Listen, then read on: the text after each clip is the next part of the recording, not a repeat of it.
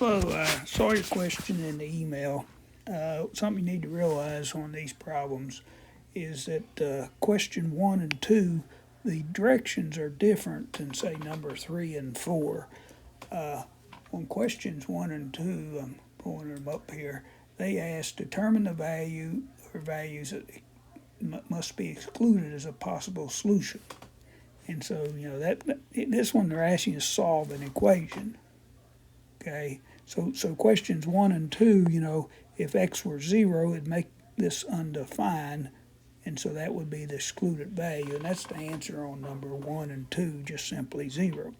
Now they're asking you to solve an equation that check for extraneous roots. They want you to check and make sure you're not getting an answer that would make the denominator 0 here.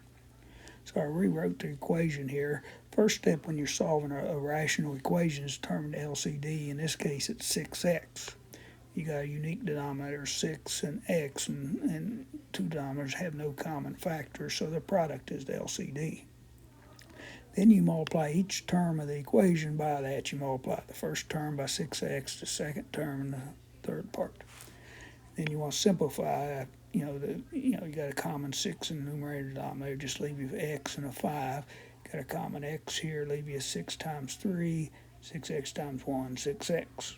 It's 5x plus 18 equals 6x. Solve a linear equation, subtract 5x, and we just got x equal 18. So the answer here is 18.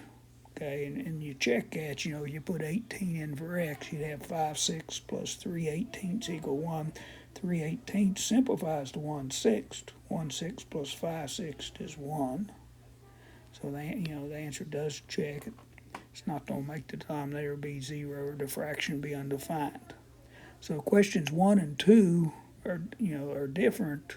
The directions, what they're asking for, than say 3 and 4 and etc. Most of them they're going to ask you to solve, which is an example of solving. 1 and 2, go back and review the directions. They're asking for something different. This would be the correct answer if this was the directions for 1 and 2, but since it says solve, this is not the correct answer. Hope that helps.